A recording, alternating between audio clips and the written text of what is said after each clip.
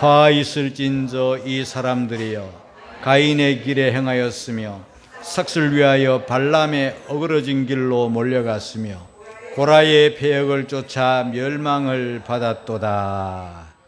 지난 시간에 이어서 오늘 유다서에 관한 말씀을 전하게 되었습니다.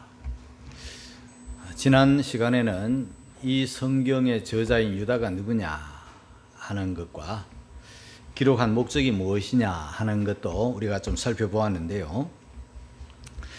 이 유다서가 기록이 될 당시는 나라가, 사회가 참 어수선했습니다.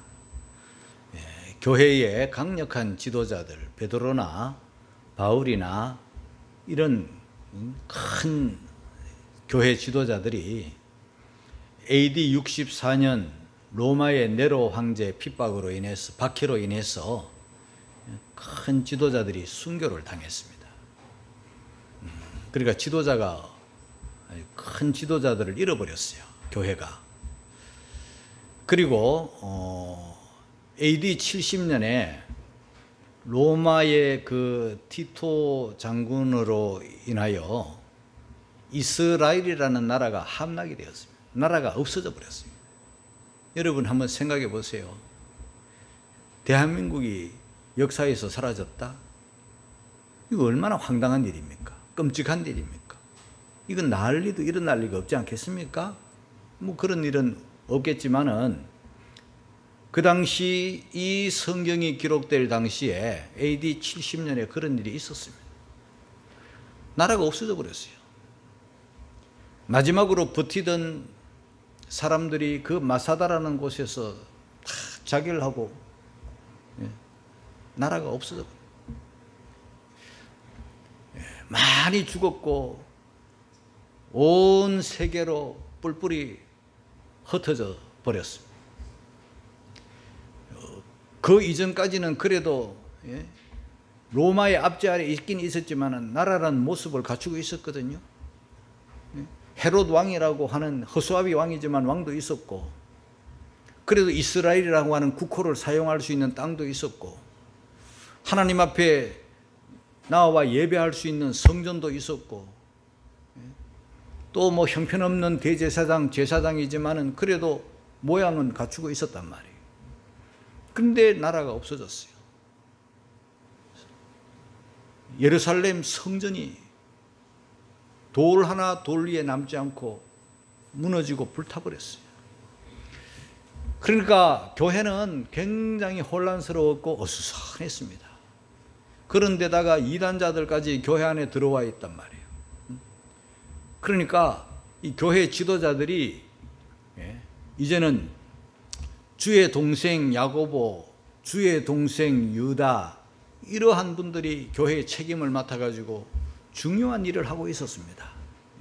그래서 그 주의 동생 야고보가 비록 짧은 서신이지만은 이 서신을 남겼는데, 서신에 기록한 그 목적을 3절에 밝혀놨어요. 우리 한번 1장 3절을 읽겠습니다. 다 같이.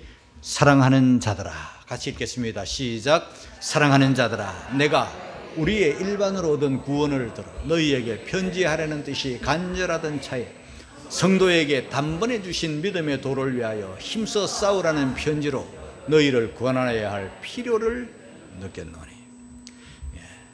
자, 여기서 우리가 발견할 수 있는 이 서신 기록 목적이 제일 먼저 일반으로 얻은 구원, 이 구원이라는 것의 가치를 분명하게 알아야 되겠다.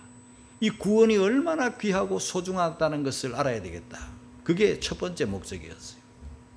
그 다음에는 단번에 주신 믿음의 도를 위하여 힘써 싸워야 될 사실에 대해서 권하여야 될 필요를 느껴서 이 편지를 기록하게 되었다 그랬습니다. 여러분, 우리가 너무 익숙해지면은요, 그 중요성을 좀 망각할 때가 있는데요, 저와 여러분이 받은 구원, 뭐 구원받았네, 뭐 구원받았습니다, 뭐 구원하니까 귀한 것 갖다가도 얻을 때는 귀한 걸 잊어버릴 때가 참 많거든요. 근데 알고 보면요, 저와 여러분들이 받은 구원이 이게 어마어마한 거거든요. 죄에서 구원이잖아요. 이 구원 때문에 지옥 갈 우리가 천국 가잖아요. 공중권세 잡은 마귀의 종노릇 하던 우리가 하나님의 영광스러운 자녀가 되었잖아요. 먹보다도 더 검은 죄에서 영원한 사망, 영원한 지옥, 영원한 형벌 받아야 될 우리가 건짐받아 구원을 받았잖아요. 그렇다면 이 구원을 받은 우리가 뛸 듯이 기뻐하고 이 구원을 소중하게 여기고 감사하고 이렇게 해야 되는데, 뭐 살다 보니까 구원에 대해서 소홀히 생각하는 그런 경향이 많거든요. 그래서 이 구원의 중요성, 이걸 이제 성도들에게 좀 더 구체적으로 알릴 필요가 있었다. 그리고 단번에 주신 믿음, 단번이라는 이 단어가 굉장히 중요한 것이죠. 전에는 이스라엘 백성들이 죄를 지으면, 구약을 말합니다. 구약 때는 죄를 지으면 그때마다 죄 문제를 해결해야 됐어요. 그래서 다양한 제사를 드렸어요. 번제도 드리고, 속죄제, 속건제도 드리고, 또 화목제도 드리고, 하나님 앞에 제물을 가지고 나와서 죄 지을 때마다 제물을 가지고 나와가지고 번거로운 일을 끊임없이 반복해야 됐어요. 우리가 죄 지은 만큼, 내가 죄를 지었는데 양을 가지고 와서 양이 죽어야 돼요. 내가 죄를 지었는데 소를 가지고 와서 소가 죽어야 되는 거예요. 내가 죄를 지었는데 가난한 사람들은 비둘기라도 가지고 와가지고 비둘기를 죽여야만 내 죄가 사함받는 거예요. 그 다음에 한 번 죄 지을 때마다 그렇게 해야 되는 거예요. 얼마나 번거롭습니까? 제사장들도 얼마나 번거롭습니까? 그런 일들을 수없이 반복하는 거예요. 우리가 몸이 아프면 약을 먹잖아요. 머리 아프면 약을 먹고, 배 아프면 약을 먹고, 어디 아프면 약을 먹는데, 이 약이라는 것은요, 일순간에 효과밖에 없잖아요. 약 한 번에 모든 병 싹 고치는 그런 약은 이 세상에 없단 말이에요. 지금 머리가 아파요. 그러면 약을 먹으면 그때 머리가 좀 안 아프고 맑아져요. 그 일순간이죠. 좀 있으면 또 아프면 또 먹어야 되는 거예요. 얼마나 번거롭습니까? 그런데 이 단번이라는 이 사실은 우리 예수님이 저와 여러분들을 영원히 구원하시려고, 저와 여러분들의 죄를 영원히 씻으시려고 단번에 십자가에 피 흘리심으로 저와 여러분들이 죄 사함을 받았어요. 예수 그리스도의 이 십자가의 피의 복음을 믿는 이 믿음을 가지고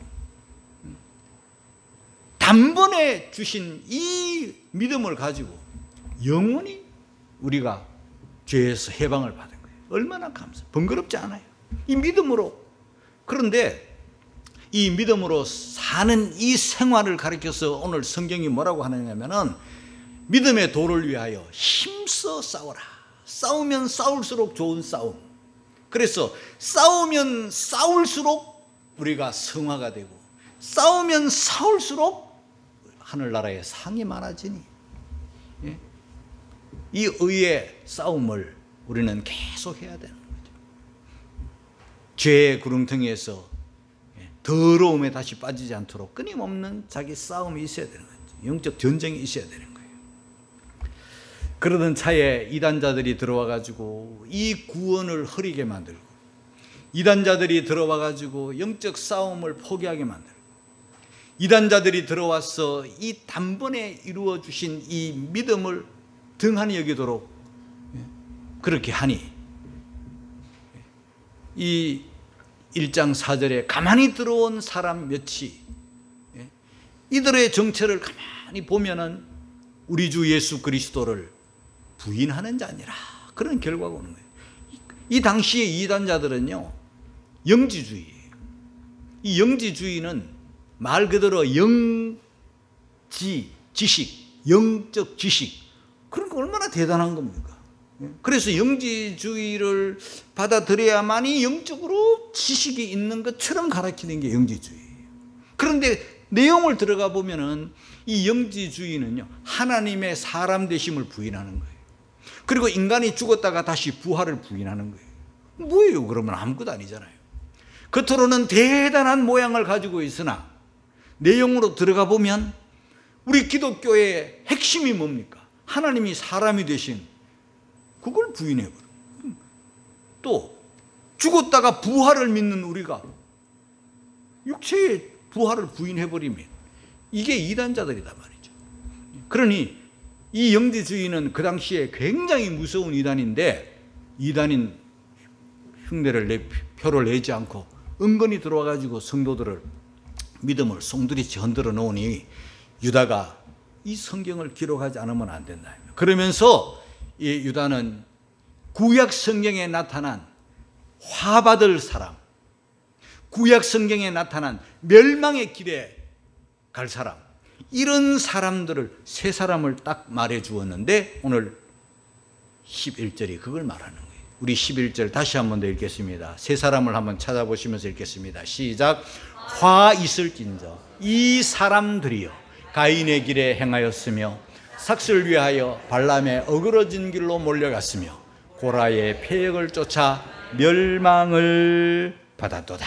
구약의 세 사람, 멸망받은 세 사람, 그 멸망길로 간 사람, 그 화 받을 사람, 그런 사람들의 길로 가지 말아라. 이단자들을 쫓아가면, 그들을 따라가면 화 받는다. 복 받아야 될 우리가 화 받으면 되겠느냐? 천국 백성들이 멸망길로 가면 되겠느냐?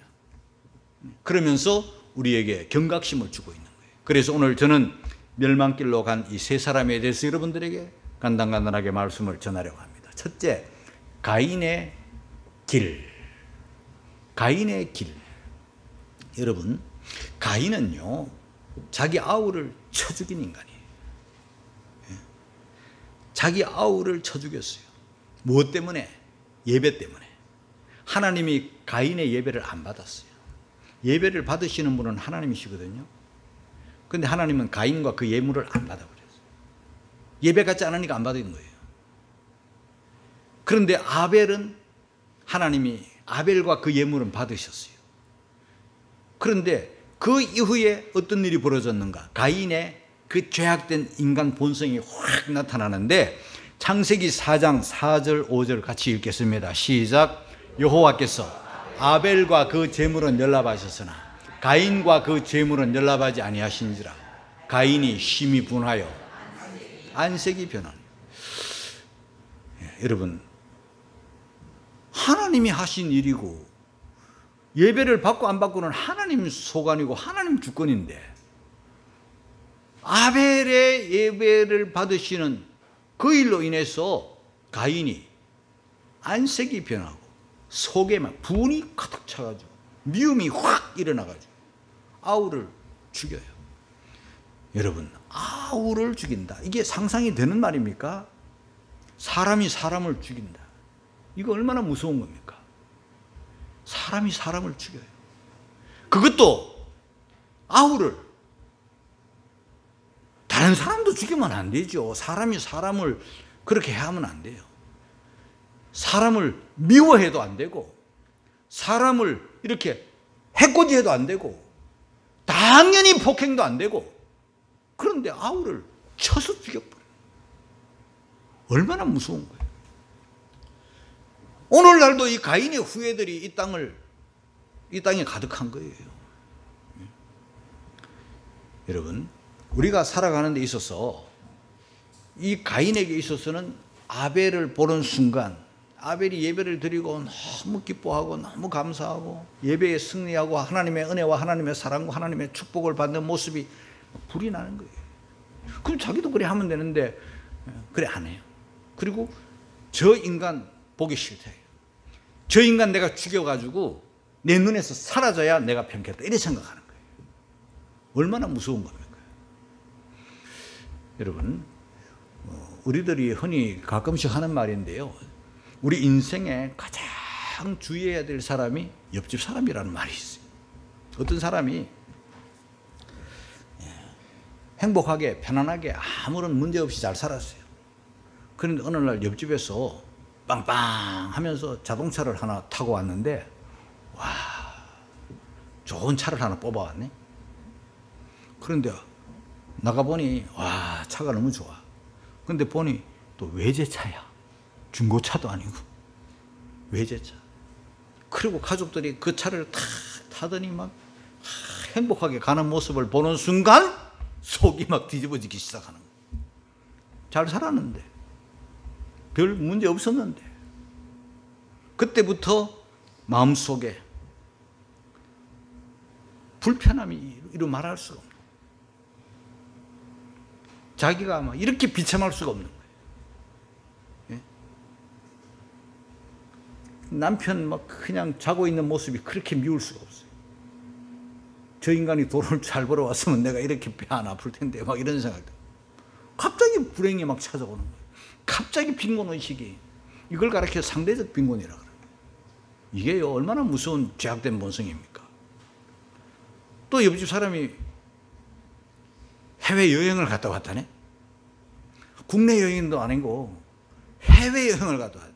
어디 갔다 왔는데? 저 유럽 갔다 왔대. 응? 유럽? 어떻게 갔다 왔는데? 크루즈. 그때부터 막 속이 뒤틀리기 시작하는 거예요. 우리는 국내 여행도 못하는데 저 사람은 해외여행, 그것도 크루즈 여행, 막 자랑하면 막 속이 뒤틀리기 시작하는 거예요. 내 생활이 갑자기 단조로운 것 같고, 내 생활이 불편해지고 답답, 내 신세가 처량한 거. 에휴, 이래 사느니. 이러면서 그 속에 분이 생기고, 그 속에 미움이 생기고. 그래서 막 저 인간, 저 행복해 하는 인간, 죽였으면 이러다가 죽이는 거예요. 창세기 4장 8절입니다. 같이 읽겠습니다. 시작. 가인이 그 아우 아벨에게 고하니라. 그 후 그들이 들에 있을 때 가인이 그 아우 아벨을 쳐 죽입니다. 여러분, 우리가 이 성경을 읽을 때 끔찍하지 않습니까? 아우를 죽여요. 사람이 사람을 죽여요. 그것도 쳐서 죽여버려요. 예?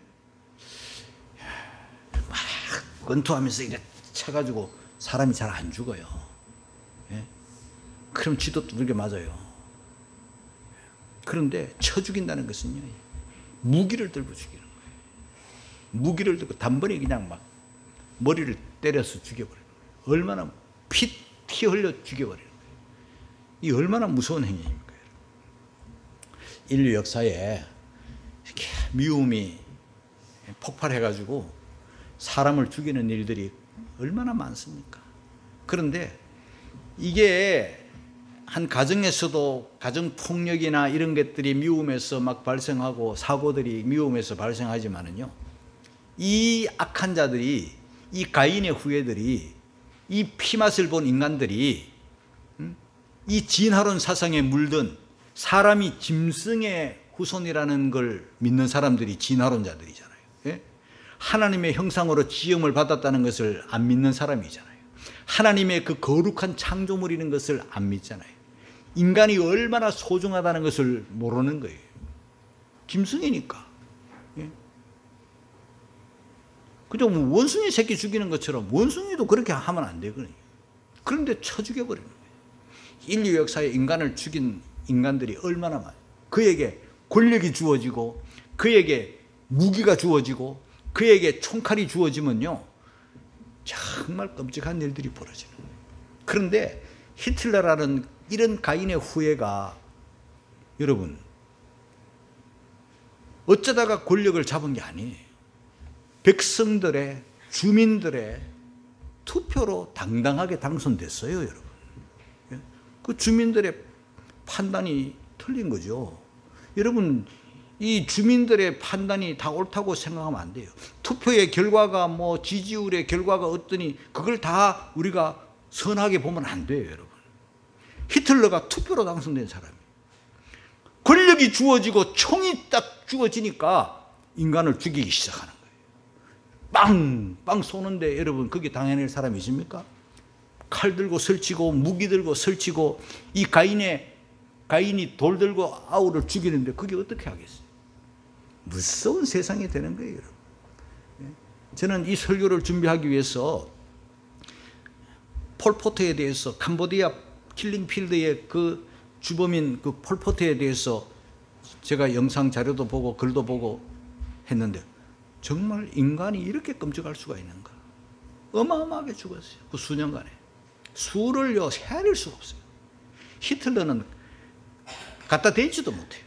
그렇게 악하고 잔인하게 무섭게 인간을 죽이는데요. 비닐봉다리를 목에다가 씌워가지고 죽였어요. 가스비도 아깝다는 거예요. 총알도 아깝다는 거예요. 그러면서 죽이는데 무섭게 죽여요. 끔찍하게 죽여요. 인간이 인간을 죽여요. 가인의 피가 흐르는 인간들이에요. 그리고 우리나라도 예외는 아닙니다. 저 김일성이가 사람을 얼마나 죽였습니까? 이 평화로운 나라에 전쟁을 일으켰어요. 전쟁으로 죽은 자가, 김일성이가 일으킨 전쟁으로 죽은 자가 300만 명이 넘어요. 그 아들 김정일, 김정은이로 말미암아 죽은 사람이 아사자들까지 포함해가지고 수백만이 죽었어요. 지금도 죽어가고 있어요. 이 권력을 유지하기 위해서 고모부도 없어요. 걸리면 죽어요. 지금도 죽여요. 최근에 영상을 보았는데요. 10대 청소년들이 죽었어요. 왜 죽었는가 봤더니 한국 드라마 봤다고, 한국 노래 들었다고 죽여요. 반동사상 문화배격법이라는 법을 최근에 만들어가지고 막 죽여요. 부부 간에 대화를 하잖아요. 자기야 이러면 죽여. 그 남한 사상을 받았다는 거예요. 오빠 이러면 죽여요. 어휴. 텔레비 이러면 괜찮은데 TV 이러면 죽여요. 이게 얼마나 무섭습니까?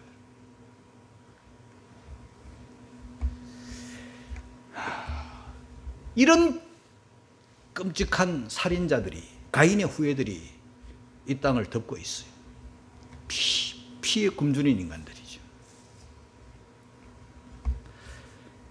성경은 가인같이 하지 말라고 했어요. 요한일서 3장 12절에 가인같이 하지 말라. 가인의 삶을 살지 말라는 거죠. 자, 그 다음 두 번째 사람을 보겠습니다. 두 번째 사람은 발람입니다. 발람은 어그러진 길로 간 사람이에요. 인간이 가야 할 길에서 탈선한 거예요. 어그러진 길, 가지 말아야 될 길을 간 거예요. 우리 하나님은 우리들에게 사람이 살아가야 할 길을 성경에서 가르쳐 놓았어요. 그 저와 여러분들은 조심스럽게 하나님의 말씀을 따라 그렇게 인생길을 가야 되는 거예요. 그런데 이 발람이라는 자는 어그러진 길로 갔는데 왜 어그러진 길로 갔나? 이 사람의 직분이 뭐냐면 선지자예요. 발람이라는 선지자. 오늘날로 말하면 목사예요. 목사? 그러면 사람들이 다 이렇게 보잖아요. 그런데 언제 이 사람의 그 정체가 나타나는가? 이 사람은 선지자라는 직명, 선지자라는 사명, 이런 거는 별 중요하지가 않아. 이 사람은 탐욕의 선지자예요. 돈을 사랑하는 선지자예요. 그거 모르겠어요? 세상 사람들이 그걸 모르겠어요? 그래서 모압의 발락 왕이라는 사람이 하나님의 거룩한 이스라엘 백성들이 자기 땅을 지나가는데 너무 무서운 거예요. 그래서 저 돈 좋아하는 발람이라는 사람을 매수해가지고, 그도 선지자니까 매수해가지고 하나님의 백성들, 이스라엘 백성들을 저주하라, 이런 명을 주면서 어마어마한 돈을 주는 거예요. 돈 받고, 돈을 받는 순간 정신을 잃은 거예요. 돈을 받는 순간 분별력을 잃은 거예요. 돈을 받는 순간 하나님으로부터 주어진 선지자라는 직분을 포기해버리는 거예요. 돈 있어야 살겠다. 돈의 매수가 된 거예요. 돈의 노예가 된 거예요. 돈의 눈가리가 뒤집어진 거예요. 민수기 22장 7절에 보니까 모압 장로들과 미디안 장로들이 손에 복술의 예물을 가지고 떠나 발람에게 이르러 발락의 말로 그에게 고하여. 하나님께서 발람에게 가지 말라. 근데 가버린 거예요. 하나님의 말씀도 없어요. 돈을 버는 일이니까 뭐 몇 푼에 갔겠어요? 어마어마한 왕이 보낸 예물에 가버린 거예요. 오늘날 이 가짜 목사들, 가짜 신부들, 가짜 중들, 종교인이라는 이름만 가지고 있지, 불교라는 종교도 중들이 돈이 들어가니까 다 썩어버리죠. 목사에게도 돈이 들어가니까 썩어버리죠. 신부도 예외 없어요. 이 설교를 준비하다가 가룟 유다가 생각났는데, 레오나르도 다빈치라는 사람이 최후의 만찬을 그렸어요. 여러분 지금 보고 계신 저 그림인데요. 최후의 만찬. 1495년도부터 1498년까지 3년이 넘도록 저 하나의 그림을, 저게 벽화거든요. 벽화인데 산타마리아 델 데그라치라고 하는 수도원, 그 식당 그 벽에 벽화예요. 저 뒤에 창문 3개가 있는 그 벽화에 이 레오나르도 다빈치가 저 그림 하나를 위해서 3년간 그린 거예요. 대작이죠. 그런데 더 놀라운 것은요, 저 그림을 그리기 위해서 준비하는데 10년이 걸렸어요. 저 예수님을 그리기 위해서 예수님과 가장 닮은 사람을 찾고, 가룟 유다를 그리기 위해서 가룟 유다와 가장 닮은 사람을 찾고 하는데 많은 준비하는 시간을 보내가지고 저 한 사람 12제자들의 그 표정들을 그리면서 그 사람이 어떤 사람인지 성경을 연구하고 그 사람들을 연구하고 모든 거 하나, 동작 하나하나를 다 연구하는데 10년을 걸렸어요. 10년 걸렸고 그림 그리기 시작해서 3년이 넘도록 그린 그림이 저 최후의 만찬이 대작이죠. 그런데 그림을 자세히 보시면요, 여기서 가룟 유다를 찾아야 되는 거예요. 누굴까? 그런데 저 그림의 특징이 뭐냐면 3333 3명씩 붙어 있어요.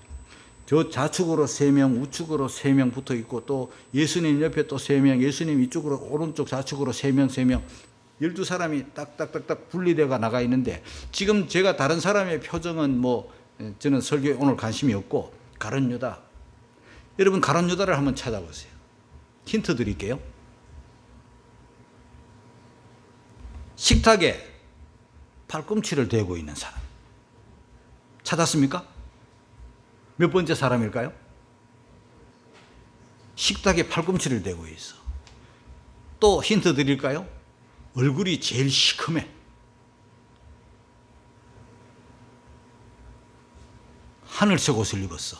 너무 많이 가르쳐 주네. 여러분 여기서 보면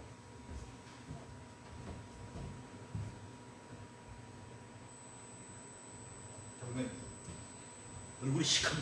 장로님 얼굴이 안 시커매. 얼굴이 시커매. 왜 그렇게? 검은 마음을 표한 거예요. 그런데 오른손을 잘 보시면요, 우리 그림의 한계인데 오른손에 돈주머니를 쥐고 있어요. 꽉 쥐고 있어요. 얼굴은 누구를 쳐다보나? 예수님을 쳐다보지만은 그는 손에는 돈주머니를 꽉 쥐고 있어요. 나는 당신보다 난 돈을 더 좋아해. 나는 당신을 의지하기보다 나는 이 돈을 의지해. 나는 당신을 사랑하기보다 나는 이 돈을 사랑해. 나는 당신을 지금 따르고 있는 제자 같지만 나는 돈을 따르고 있어. 이걸 표현한 거예요. 그런데 예수님이 뭐라고 말씀하시는가 하면, 이 중에 한 사람이 누가 나를 팔리라. 바로 이 레오나르도 다빈치가 팔리라 하자 제자들이 내니까 하면서 누구지? 가룟 유다를 쳐다보지도 않아. 서로 이렇게 막.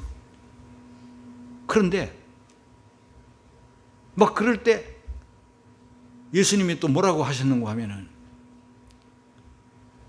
빵에 손을 대는 자가 그자다 이렇게 하니까 왼손이 빵에 가다가 탁 멈추면서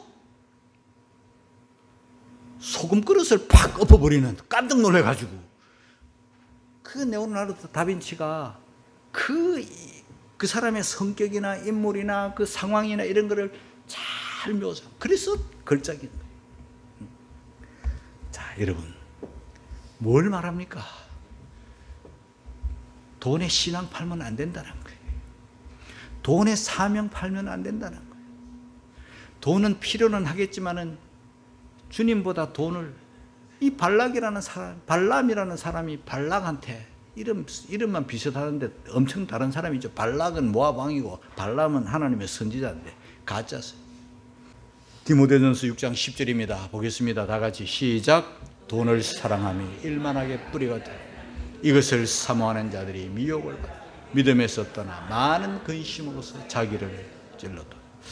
여러분, 돈은요 인격이 아니기 때문에 사랑하면 안 되는 거예요. 그런데 돈을 너무너무 사랑해요.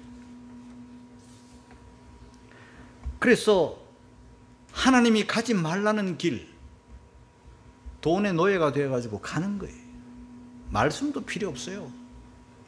가다가 나귀를 타고 가는데 돈의 노예가 되어 있고 돈의 눈이 가려져 있고 돈의 마음이 빼앗기고 있으니까요, 하나님의 사자를 못 봐. 그 앞에 하나님의 사자가 지금 가는 길을 가로막고 칼을 빼가지고 들고 있으니까 지가 봐야 되는데 지가 못 보니까 나귀가 그걸 보는 거예요. 그래서 무서워서 칼 들고 있으니까 나귀가 무서워서 못 가는 거예요. 이리야! 누나! 가라니까! 칼 들고 있으니까 갈 수가 있습니까? 그러니까 막 발로 차고 때리고, 그러니까 나귀가 너무 무서워서 밭으로 간 거예요.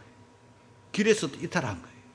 밭으로 가니까 벽에 막 대가지고 막 나귀가 문대니까 발에 상처를 입고 부상을 입은 거예요. 오늘날로 말하면, 옛날이니까 나귀를 탔지, 오늘날로 말하면 차 타고 가다가 교통사고 난 거예요.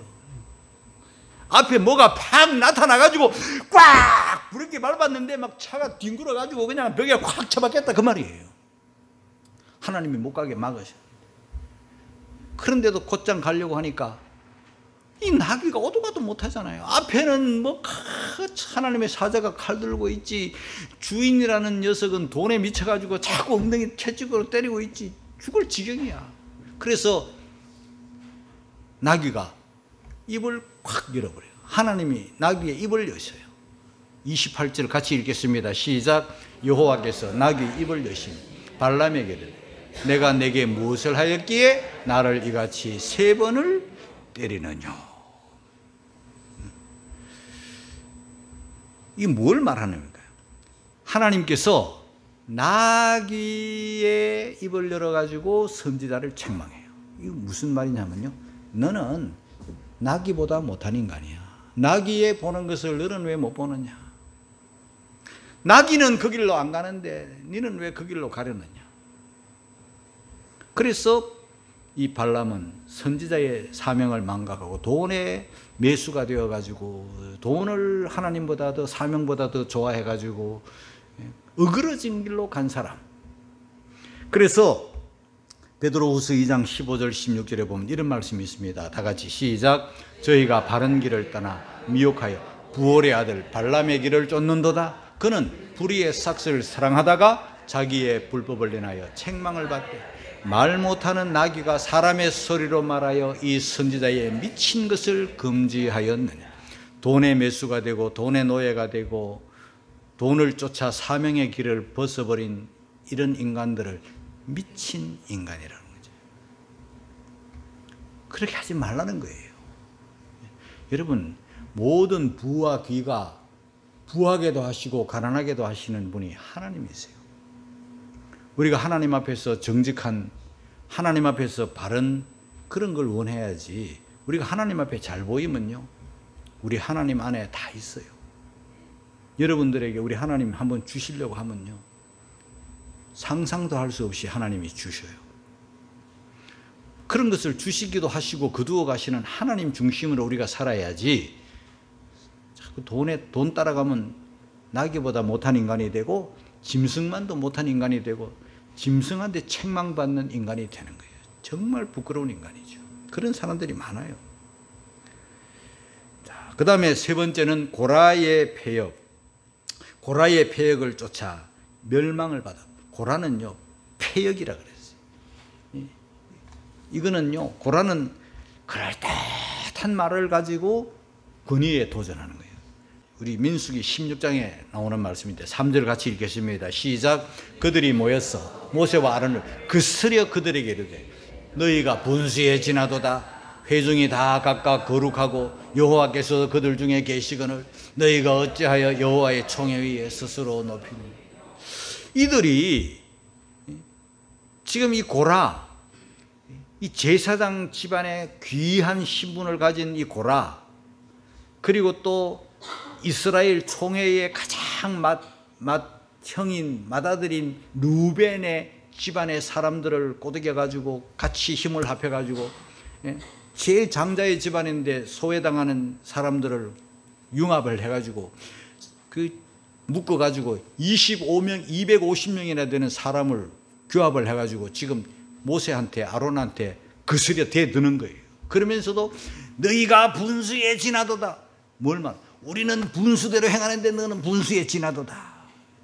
왜 너희들이 총에 위에서 스스로 높이느냐? 교만 떨지 마라 막 이러면서 바른 소리하고 옳은 소리하고 대단한 소리를 해요.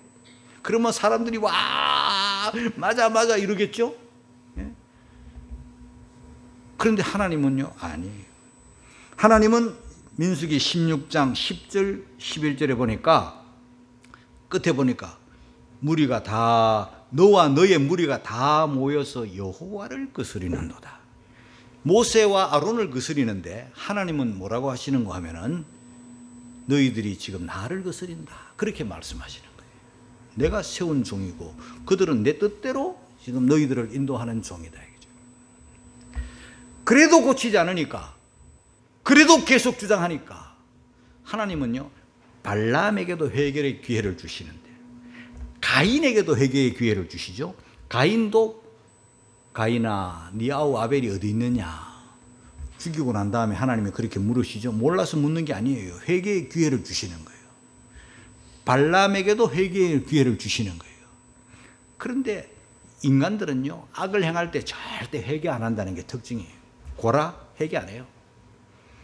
그러니까 끝까지 고집을 피우고 자기의 옳음과 자기의 악과 자기의 하는 행위를 정당하게 지금 빗대는 거예요. 여러분 히틀러한테 물어보세요. 지 잘못 아는가? 폴포트한테 물어보세요. 지 잘못 아는가? 김정은이한테 물어보세요. 지 잘못 아는가? 모른다니까요. 이 정신이 돌면요, 눈이 가려지면요, 눈에 뵈는 게 없어요. 깨닫지를 못해요. 고라, 하나님께서 회개하지 않는 고라, 그의 추종자 일당 250명 어떻게 하시는가?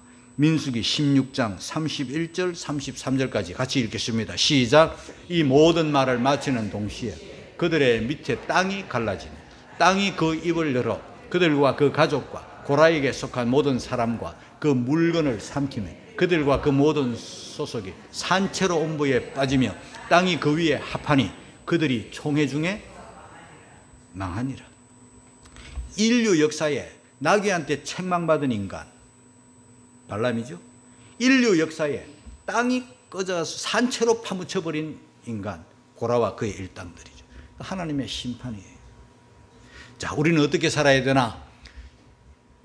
시편 1편 1절 읽고 마치겠습니다. 다 같이 시작. 복 있는 사람은 악인의 꾀를 쫓지 아니하며 죄인의 길에 서지 아니하며 오만한 자의 자리에 앉지 아니하고